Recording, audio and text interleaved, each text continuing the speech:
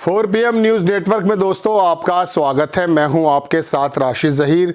Result आपके सामने आ चुके। महाराष्ट्र के अंदर भारतीय जनता पार्टी के अलायंस ने इतनी बड़ी जीत दर्ज कर दी है कि वहां के एक पुराने बहुत बड़े दिग्गज नेता चीफ मिनिस्टर यशवंतराव चौहान, बसंतराव पाटिल, बाला साहब ठाकरे, मतलब महाराष्ट्र की हिस्ट्री ने इतना बड़ा चुनाव नहीं देखा जो आपने और मैंने देख लिया।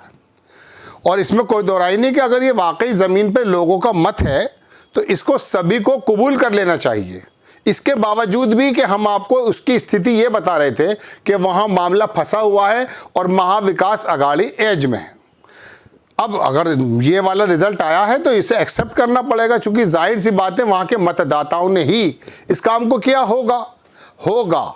लेकिन जो काम इतने बड़े बड़े नेता नहीं कर पाए, ऐसे महाराष्ट्र की इतिहास ने इतनी बड़ी जीत नहीं देखी। क्या आपको ज़मीन पर इतना ही बड़ा बदलाव लग रहा था? इंदिरा गांधी एक मर्तबा जब सहानुभूति की लहर में जीती, 77 में जो जनता पार्टी की सरकार बन गई थी, उसके बाद बताया ये जाता है कि इंदिरा गांधी जी की डेथ भी हो गई थी, ज़बरदस्त कमबैक किया था।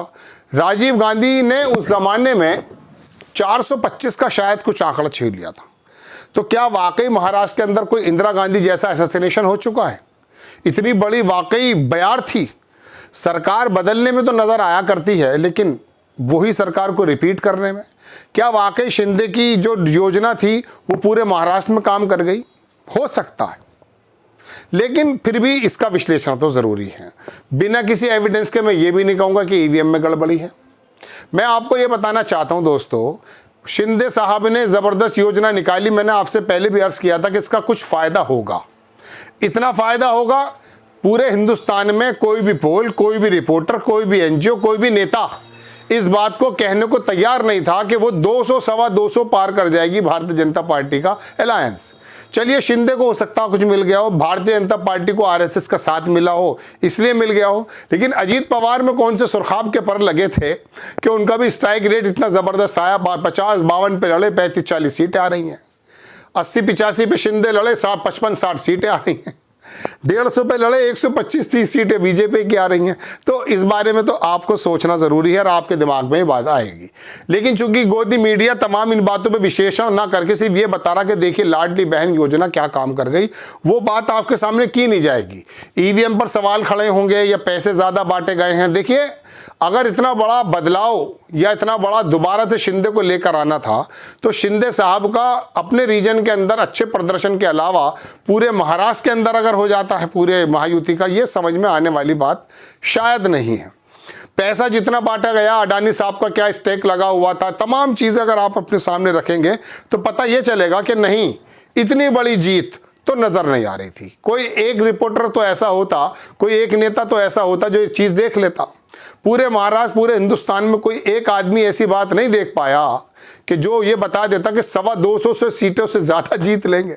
ये तो हैरत है। क्यों है?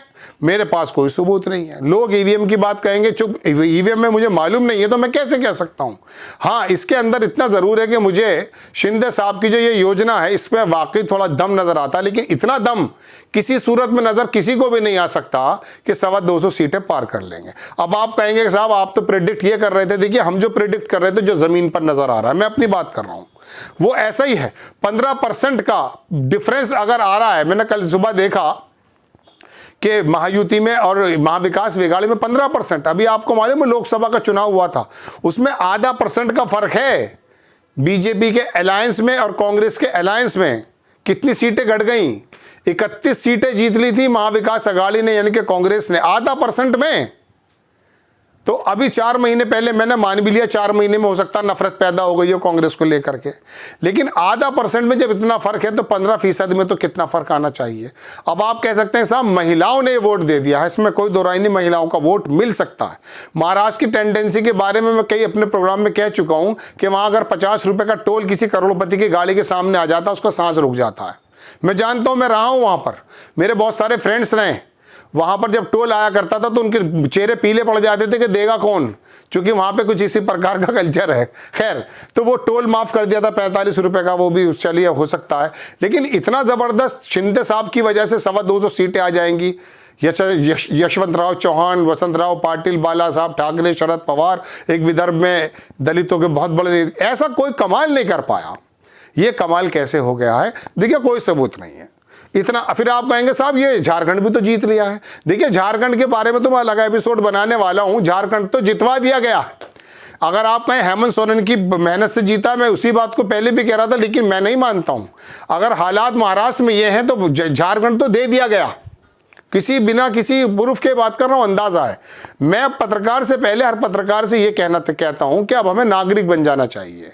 ईवीएम को लेकर के हो या पैसे का बंटवारा, इतना ज़्यादा ज़मीर खरीद, अच्छा इतना पैसा अगर बट भी गया है तो मैं आपको बता दूं कि ऐसा नहीं हो सकता कि पैसा लेने के बावजूद भी वो पूरी वफादारी निभाएगा। पैसा लेने के बाद भी मराठा वोट जो है वो शरद पवार को जाएगा, मुस्लिम वोट तो वो जाएगा ही महाविकास अघाड़ी को, लेकिन 15% का फर्क पड़ जाता है। तो देखिए इसके बारे में तो इसलिए नहीं कहा जा सकता क्योंकि विरोधी मीडिया अगर आपके सामने तथ्यों को रखे।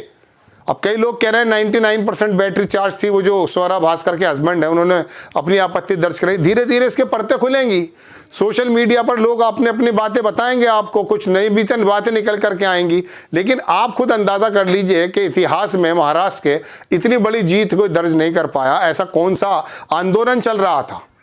अन्ना आंदोलन के बाद भी इतना ज़बरदस्त जो है जीतने नहीं मिल पाई थी केजरीवाल को इतनी बड़ी जीत नहीं मिल पाई थी। अन्ना आंदोलन में सब लोग टोपी रख के फिर रहे थे सर पे।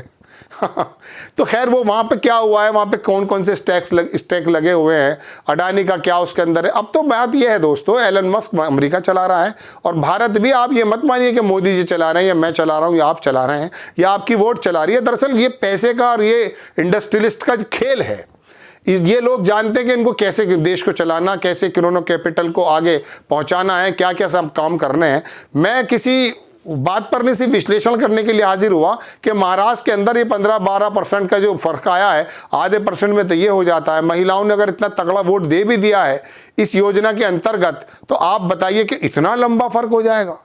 हो भी सकता है हो, लेकिन नजर तो आना चाहिए। किसी एक पत्रकार को तो दिख जाता। वो यशवंत है एक बंदा, सी वोटर चलाता, वो एक दिन बाद आया और आके बोला कि 112 सीट तो आ रही हैं बीजेपी के अलायंस को और 104 आ रही हैं जनाबे वाला कांग्रेस के अलायंस को, 61 सीटें फंसी हुई हैं। इतना शानदार और सेफ गेम खेला, चूंकि पिछले दिनों गालियां पड़ चुकी हैं, तो उसने कहा कि 104 के अंदर 61 मिला दूंगा, 50 मिला दूंगा, जब जीत जाएंगे।